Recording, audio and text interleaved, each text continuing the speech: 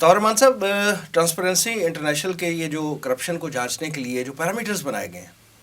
اس میں کس حد تک یہ جو ہے پاکستان کی تنزلی ہوئی ہے اور اس کی کیا وجوہات ہے؟ تھوڑی ڈیٹیل ہمیں بتا دیجیے۔ جی، میں وہی آپ سے عرض کر رہا تھا کہ حکومت نے بھی اس کو فوری طور پر یہ کہہ کر کہ یہ پرانا ڈیٹا ہے اور اس کو اگنور کیا، جبکہ جن 2 پوائنٹس میں تنزلی ہوئی ہے اس میں ایک ہے رول آف لا اور دوسرا ہے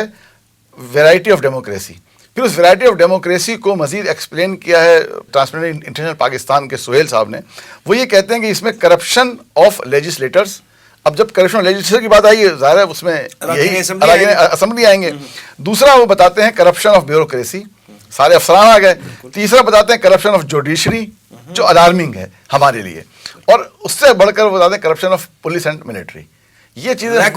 یہ الارمنگ ہے ہمارے لیے۔ یہ وہ انڈیکس ہے جس کی وجہ سے، اور یہ وہی پرسیپشن انڈیکس ہے کہ جو معلومات کی، جو انہوں نے سروے کیا کاروباری لوگوں سے اور یہاں کے کچھ سلیکٹو دانشوروں سے، جو جس کو پہلے حسن واضح کر چکے ہیں، پک اینڈ چوز کا کیس ہے، ان کے وہاں سے جو انہیں رپورٹ ملی، ان میں یہ 5 لوگ ہیں جن پر اس کو وہ کہتے ہیں ویرائٹی آف ڈیموکریسی۔ جبکہ اگر ہم بات کریں، جیسا کہ آپ افغانستان کی بات کر رہے تھے یا آپ فرما رہے تھے کہ آس پاس کے ممالک میں، وہاں پر بھی یہ معاملات ایسے ہی ہیں،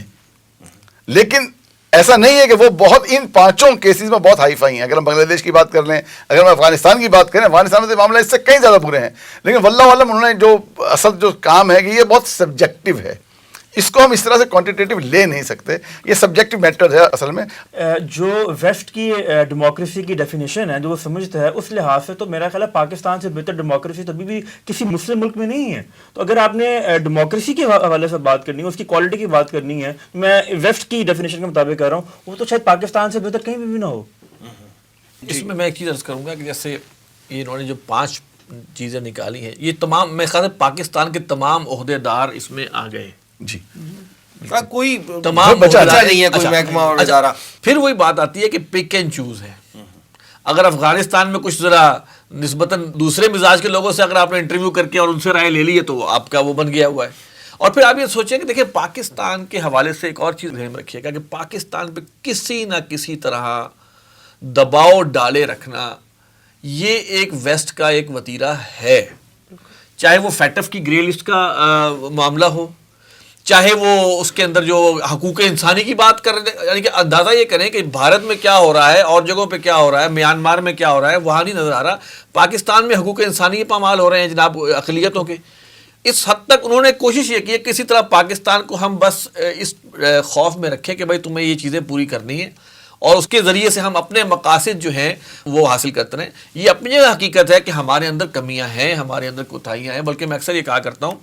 کہ پہلے جو قومیں تباہ کی جاتی تھی وہ ہمیں قصص النبیین میں ملتا ہے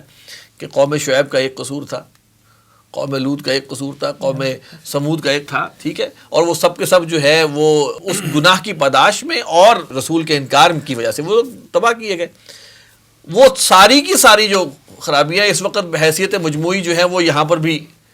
پائی جاتی ہیں،